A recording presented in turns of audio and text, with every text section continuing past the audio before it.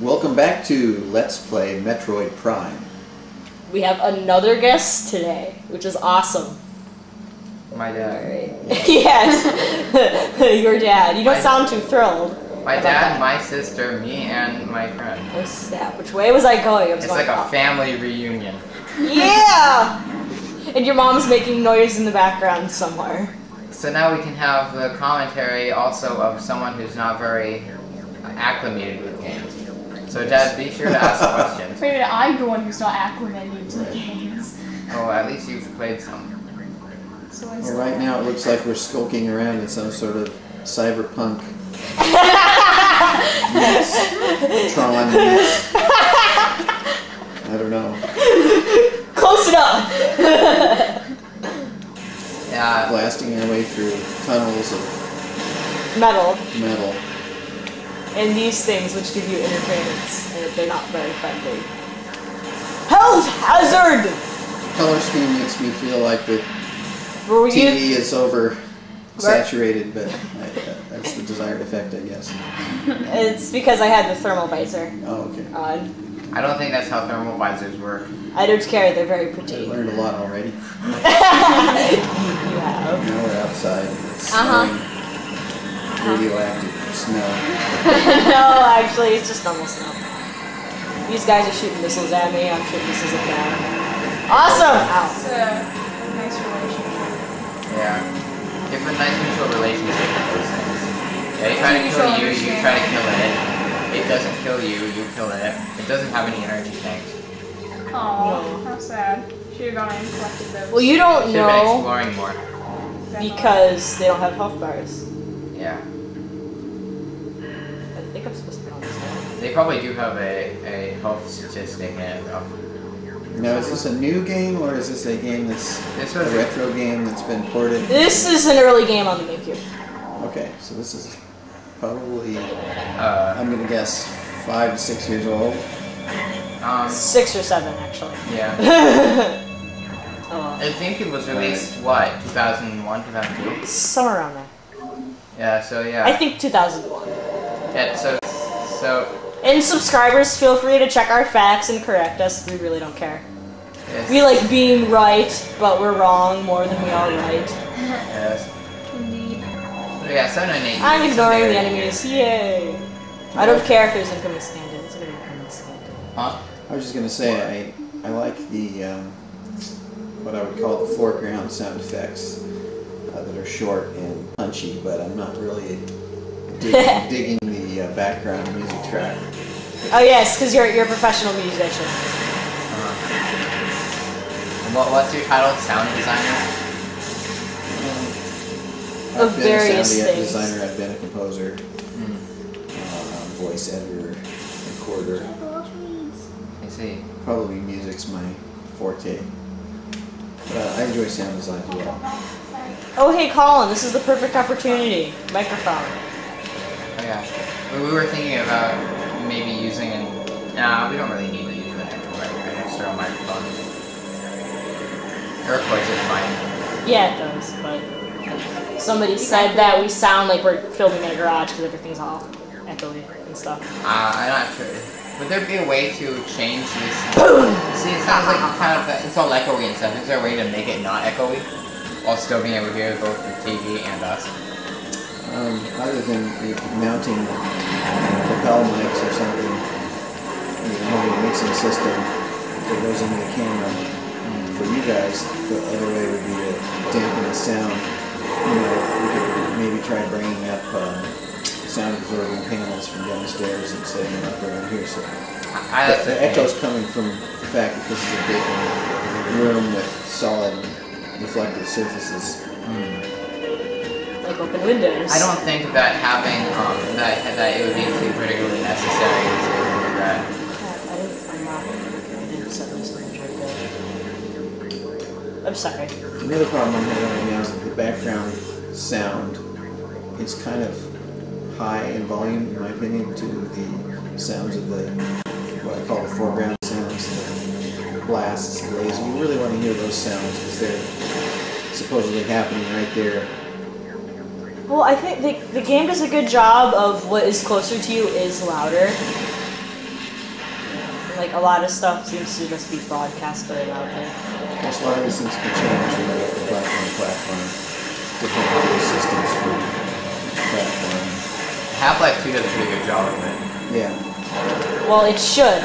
Like, an FPS has to do a better job than most games of establishing what is farther away or not, because you can't see a lot of it, like, especially if it's behind you.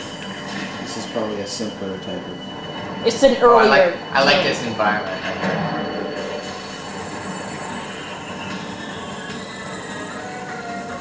Would it be wrong to say that this reminds me of Virginia?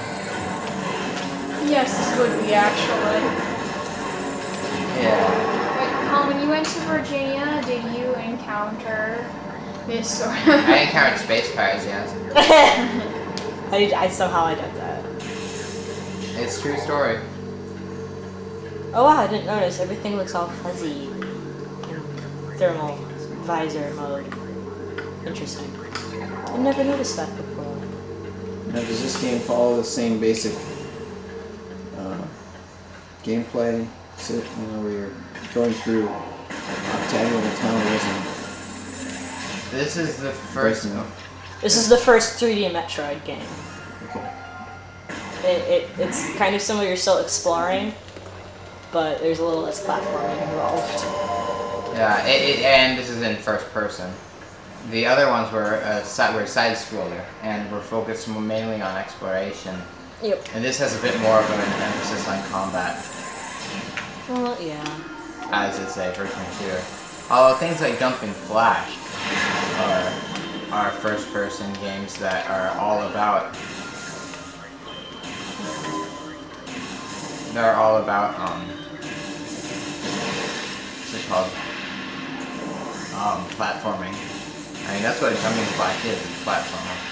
I'm sure no one else knows what Jumping Flash is. Did I stick in the ceiling? Awesome. Jumping Flash is basically a game where you play as a robotic rabbit. Okay, that sounds awesome already. It's a first-person platformer. You jump and you do basically you jump in the air and you look down, and then your shadows there, and there's I think a reticle or whatever, and you're trying to aim to where you're jumping next while getting stuff. It's for the original PlayStation. Yeah, a friend of mine was trying to get me to play that. And here we have my favorite boss in the whole game. Darn, I didn't have enough time to scan it all the way well. I'm not gonna play the video. Sorry. What's the name of that? This is Thardus. Thardus, an animated sentient creature made out of rock. I Does don't your know. name reminds me of Onyx? No. It's an anthropomorphic onyx Oh, cool. that shoots ice at you. This is why you got the thermal visor basically killed his boss. And this is where those bats that appear once. Yeah, reset. Thermal visor overloaded. How? It's phazon. It's pure phazon. It's radioactive and super. Wait, what? It didn't shoot a phazon beam at you? No, that section in its leg was made out of phazon. Oh. Whoa, okay, that's awesome. But how did it overload the thermal visor? It's too strong. It's pure phazon. Does it happen in other parts of the game as well, or just here? I think you encounter pure phazon? No, phazon is in all three games. I think. Yeah, in the third game you actually use phazon as a weapon. Yeah, for the final boss in this game, you use phazon as a weapon too. Yeah, except in the here in the third one, it is a you have a suit that in which it's You have to take out each of Travis's limbs. Slowly, actually, as you destroy them, it takes chunks off his health. That kind of makes sense. People don't generally get healthy or something. yeah, that's not a very good From experience. I think now he's gonna get mad at some of this stuff. Of course, you're ripping off his limbs. I get that too. I'm not ripping I them get off, I'm like mild. blowing them up. Actually, hey man, don't be doing my limbs. not very nice. It's not a nice way. Well, you also get my favorite power up from this fight too.